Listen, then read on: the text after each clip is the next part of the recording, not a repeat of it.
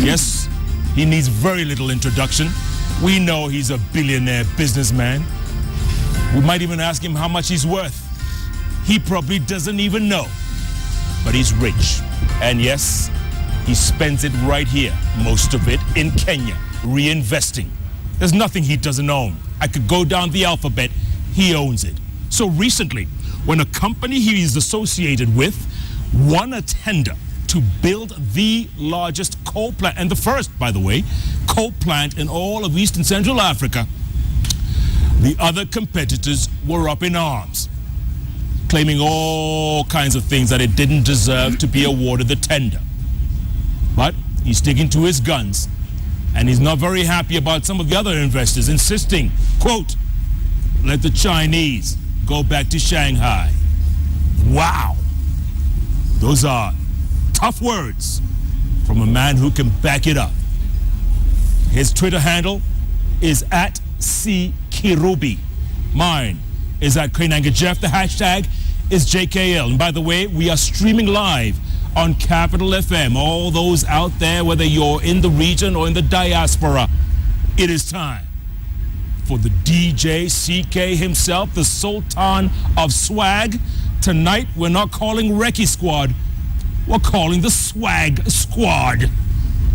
DJ CK, good to see you. Thanks, Jeff.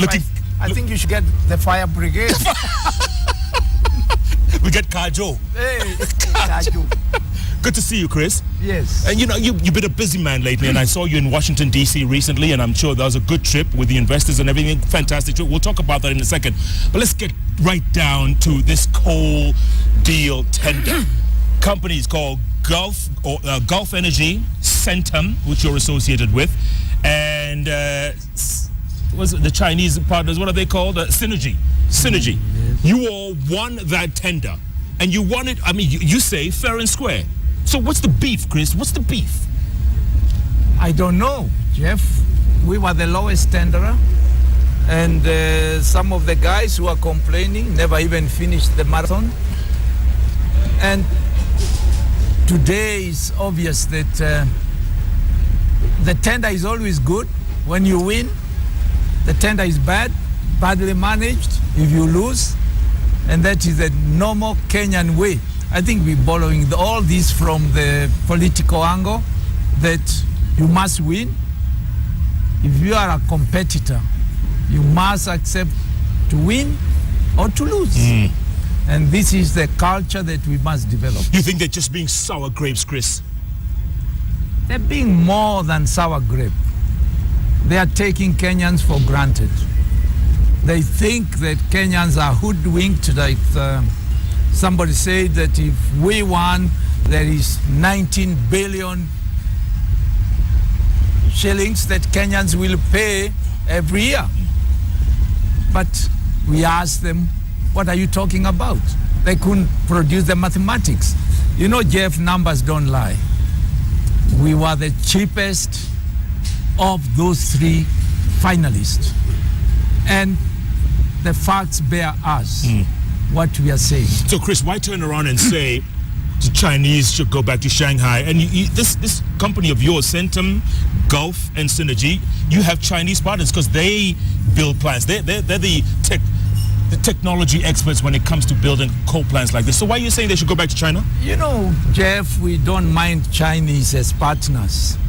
But it's about time that Kenyan companies became leaders of some of these organizations. You know, when a Chinese wins a business, they look internally at their interest. If a Kenyan company wins, they also look at their interest.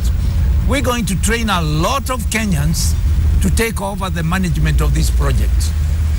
If Chinese are in charge, they are going to decide how many years, 25 years, we'll have to depend on Chinese. And that is the problem, that Kenyans don't love themselves.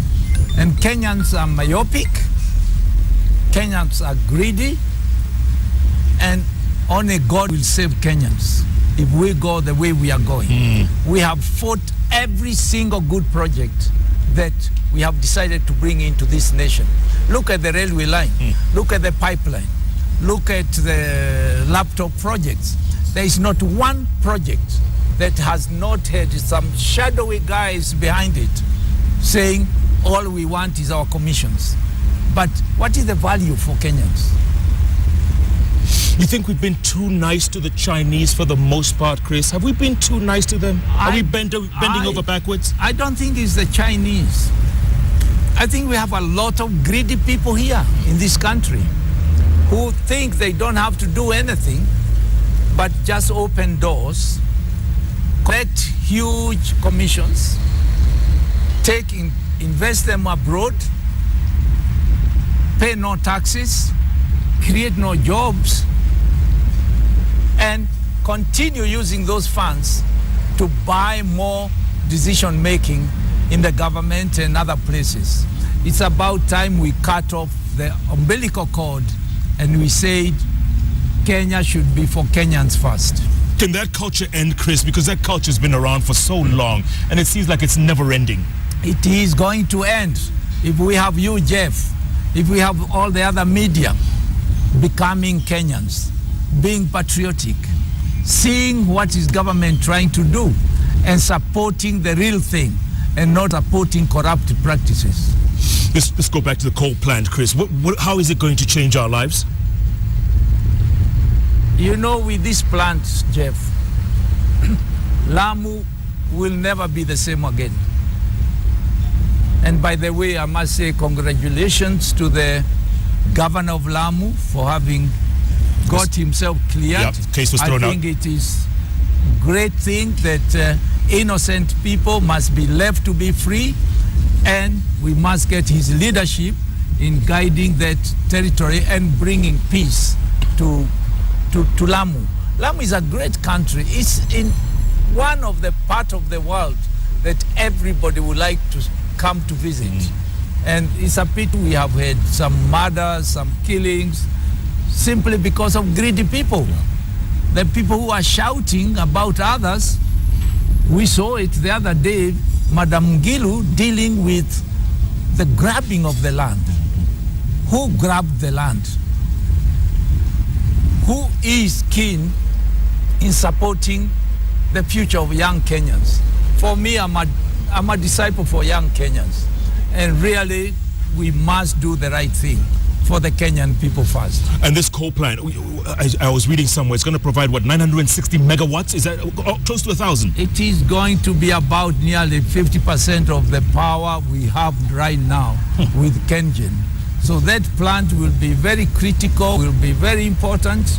And by the time we get all the geothermal plants going, we will be self-sufficient. And power is part of security. And we must make sure that all our power does not go under the hands and control of foreigners. If you look at Russia, when they switched off their next door neighbor because they did not play the tune they wanted them to play. So do we want our power to be under foreigners, all of it? I don't think so.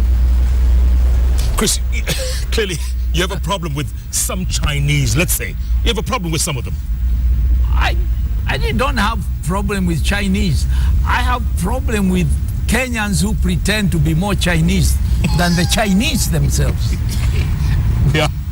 You know, when you are bought with cash and you don't care about your motherland and you are ready to fight, to destroy, to distort facts because your pocket is full. To me, I wish you had invited here one of those other guys.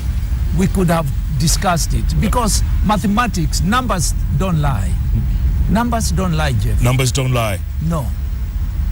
I actually just got a tweet from a text from Ahmed Nasir Abdullahi, the man we call Grand Mullah, who is representing Shanghai, I think the other consortium, right? He wants to come on. He wants to come on, Chris. I represented Africans. If he comes, he will be very welcome, but we can also buy him a ticket to China. Oh my. Oh, it's getting pretty hot out here, Chris. No, I expected him here tonight. Yeah. He got cold feet. It's Chris. But let's face it, someone like you, businessman who's established and has done pretty well for himself, you could never get this kind of deal in China. You know that. I don't think you could get it anywhere. If you go to America, if you go to Europe, seriously, unless you have the companies belonging to those countries leading in such a strategic development, you will not get it. We're going to train over 2,500 Kenyans to become experts in managing these plants. Now, we're doing that because we can call the tune. If only Chinese are in charge, they will make sure they have 10,000 Chinese for 25 years over there. We need Chinese to help our people pass on the technology, train our people, and please put them on a boat and say goodbye, go back home. Yeah. Yes. So, if we could switch gears a little bit, Chris, and talk about SGR, this rail, is it a problem having China? Because they're going to have Chinese workers, they're going to have Chinese cooks, Chinese everything. They're going to dominate this. I think I know the people running the railway line. One of them was our company secretary in our insurance company, Mr. Maina.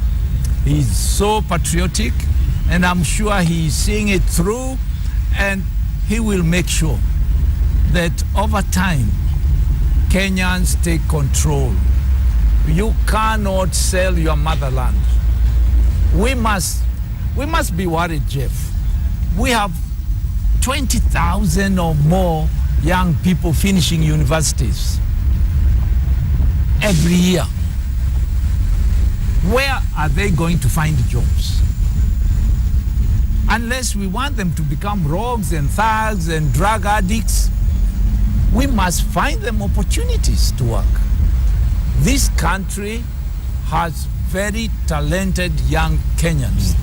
Today I saw them on National Youth Parade. Yes. And I was so proud of what Kenya is all about. Yeah, I agree with you, because I was watching part of that coverage on TV, Chris, and I saw the ad. I saw the event, but there was an ad that was being played about National Youth Service. If I was a youth, I would be applying, Chris. Do you know the youth made the police force look mundane? They looked so energetic. Yeah. There was one young lady. She floored about 6 guys. That's right. With her black belt. Yes. Shit, man. Jeff. Talented Kenyans. Yeah. And I really congratulate Commander Githinji, yes, Madam Waiguru, and the President himself for having this vision. Absolutely. But we must continue to find these guys jobs. As they leave the training, we must get them jobs. Yeah. They must come and work in my plant. They must work in security. They must be well deployed. Yeah. Are you afraid, Chris, we may be mortgaging our futures? You think we're doing that? I think if we give President Uhuru Kenyatta a chance, because he does listen. I've been with him a few times. I've talked to him. He has a good ear. Mark you, he has a fantastic lady next to him. Absolutely. That lady she has captured the vision of the world. How one person can change a situation that faces our mothers and faces the newborn. So we have potential in this country of ours. And I think we need to give space to Kenyans. We need to call our external partners. We need finance from outside, but we need to be in the lead. Are we too petty sometimes, Chris? Because look, the president goes to Migori, he takes with him 7 billion shillings and some other goodies. And what does he get in return? They throw shoes at him like they did to George W. Bush or to Saddam Hussein. I mean, they threw shoes at him. You know, Jeff, is shame to the leaders of some of these territories who do not help to educate the youth. They make them drunk with hatred. They make them drunk with abusive things. They don't give them anything of value, any leadership to help them make their future life. If you look at some of those territories you're mentioning, the most prevalent thing is malaria, is diarrhea, is HIV and AIDS, is poverty, is lack of education. Correct. Yet, I went to school in Western Kenya. The Luo population are some of the most talented individuals. All they need is some leadership. And leadership has been missing in this territory, God knows, for a very long time. Yeah. And I would encourage bold leaders to come out. It may not be easy when you're coming up through sycophancy, but they must come out and save their population. And I would ask our president, please don't forget these people. Go back, go again. We must reclaim the lost part of our nation. And you heard him on TV. He kept saying, Nitarudi, na Nitarudi, na Nitarudi. I know him. He is tough man. He's got swag like you, Chris. He's tough. He's not scared. He believes. Do you see him in that military outfit? The 5-star general. You know one thing that happened to me when I looked at him. Yeah. The only thing, he looked so young. He looked 21. He looks, and he looks so nice. Yeah. I was standing with some ladies who like, oh my, he looks so handsome. That's what they were saying. So I think he should wear it more often. No. First lady's watching, okay? No, First lady's watching. No, it's okay. She's tolerant.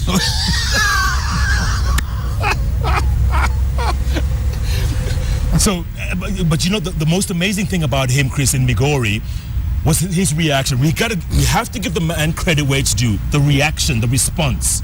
You know, he didn't say, fuck yeah. He just said, you know, he was calm. He responded very calmly. And it showed a bit of maturity there, if you will. That is the real leadership.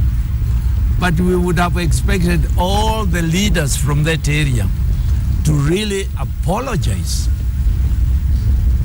to His Excellency. Because all he took to that territory were goodies, were good things. Because tomorrow, the same people will say, he has forgotten some territories. And when he goes there, they want to shout him down. He didn't go for campaign. Good deeds speak for themselves. Absolutely. You know, we are madmen who go around the country just shouting and talking. But you know, some friends told me there is always a madman in the market. So I accept we have some few madmen in this country. Name 2. No, Chris. Hold the thought.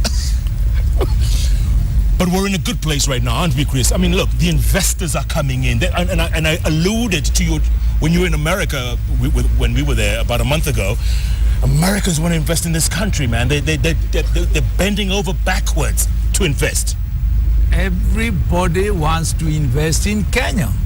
But there are Kenyans going to America and telling them, please don't come to Kenya until there is a regime change. Don't come to Kenya. But I think Americans are becoming wiser than that. They are realizing that if they wait too long, there'll be very little left. Right now, when we got this project of coal, we have had a lot of interest. I've had calls from everywhere in the world. People saying, congratulations. Can we come in? Can we be partners? And we are saying we are open. We need partners. We need technology. We need to build Kenya to be a first-class world. Yeah, and to be fair to the Chinese, just a little bit, Chris, here. it took the Chinese presence in Kenya and Africa for the Americans to finally wake up. Let's face it. It took the Chinese presence and what they're doing and this cake you talk about that's getting smaller and smaller. You know what happens? Every time there is a partner somewhere, it arouses jealousy and it makes other people wake up. So the Chinese have been with us when other people wanted to forget us, and we thank them for that. I have Chinese partners. We are working very well. We're doing big things together, but we like to belong to the world. We don't like to belong to one corner of the world. We like to belong to the whole world. Actually, when I had an interview in China and they asked me about America, I told them money has no color. If money comes from the West, we take it. If money comes from the East, we take it. We want to be a friend of everybody. And I love this spirit of Kenyans. We are not sycophants of anybody. I think Kenya can afford to be a leader in the world, not a leader of one corner of the world. Yeah. You know, the days of superpower competition are long gone. Absolutely. Yes. You say money has no color, Chris. I wonder how much money you have. Let's take a break, Chris. When we come back, we'll read some tweets. We'll read what the people out there are saying, because I'm sure the show is smoking as we speak, Chris. You were feeling cold earlier. Are you still cold? No, I'm getting warm. Oh, yeah. Yes. Chris is getting warm.